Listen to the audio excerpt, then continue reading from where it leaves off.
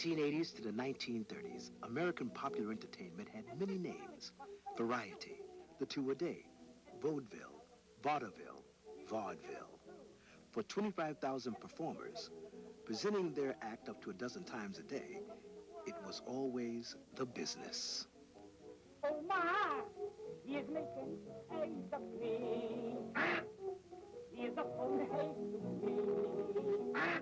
He is almost breaking my heart. I am mistaken. Merci, ladies, for just guiding. He wants to marry me and marry a honey. Every minute he gets bolder, always leaning on my shoulder. He is kissing me. The business was conducted in lavish theaters in the heart of great cities and converted storefronts in towns so small there was only one road going in and out. Each performance had 5 acts, or 10, or 20. You could get a seat in the second balcony for a nickel and stay all day. There was nothing separating that performer on stage from me. It was to me. He was singing to me. He was making cracks to me. He was jumping and tap dancing to me at that moment. And so it was highly personal. Yes, her poor father, he died of throat trouble. They hung him. And her brother, lovely chap, but he's gone, poor fella. With good behavior, he ought to be out in 1927 or 8. Vaudeville appealed primarily to the working class, but among its biggest fans were Franklin Roosevelt, Winston Churchill, Oliver Wendell Holmes, Woodrow Wilson. Its biggest stars were the highest paid, best known people in America.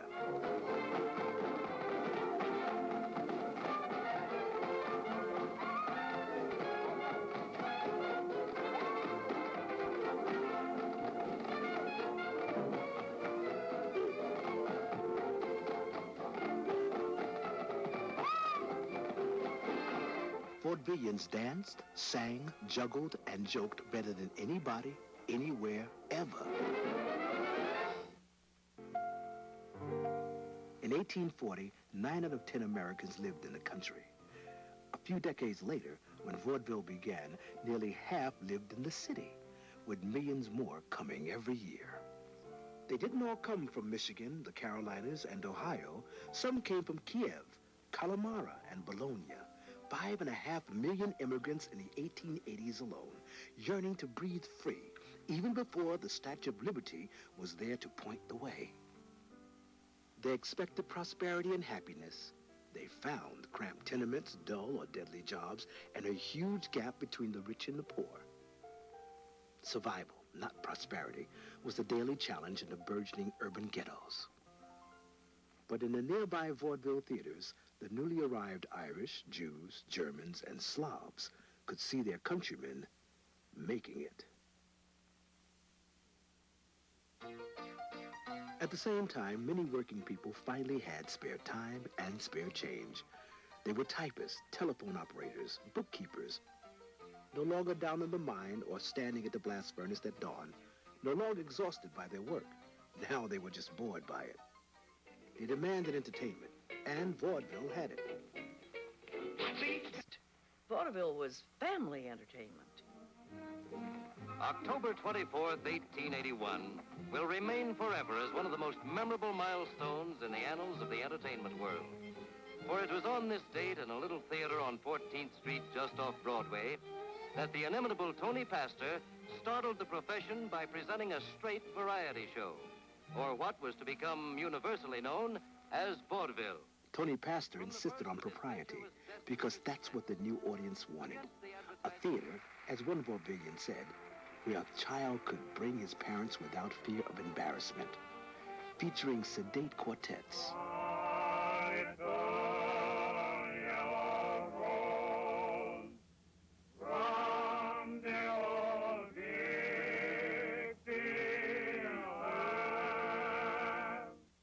And bucolic comedians. And it worked immediately. Well, where is the girl's dance too? Even respectable women loved this new entertainment, especially a pastor innovation, the door prize. From silk dresses to sacks of potatoes.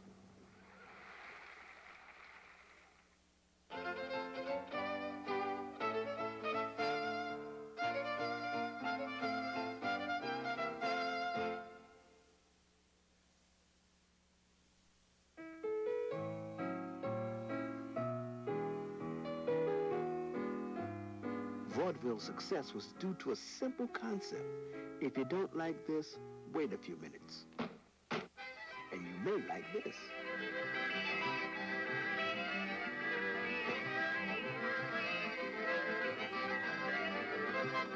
She'll be coming round about when she comes. She'll be coming round about when she comes.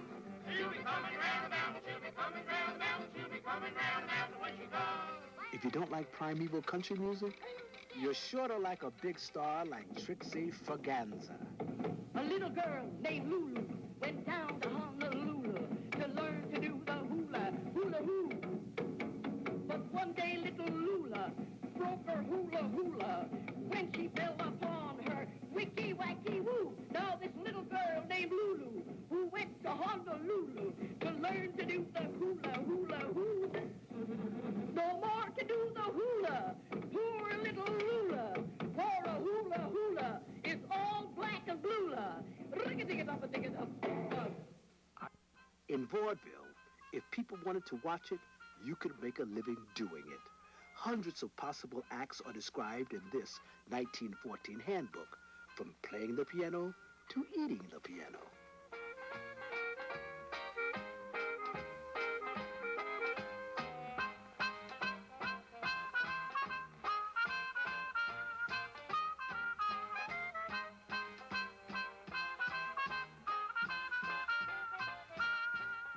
I have people like the man who swallows hot, molten lead and spits up coins. He also swallows a live goldfish and a live shark, baby shark. He will swallow both, and he asks the audience, now, which do you want to come up first? And they will say the shark or the goldfish. He'll throw that one up first, and you'll hear it swimming around in the stomach. And then he'll throw up the shark, and he'll have them in 2 little jars, and you'll see them still swimming. They're still alive. He's a geek, eh? No, he's not. He's not a geek. No, he's not a geek. He is a regurgitator. There's a difference. Vaudeville's most famous regurgitator was the legendary Haji Ali.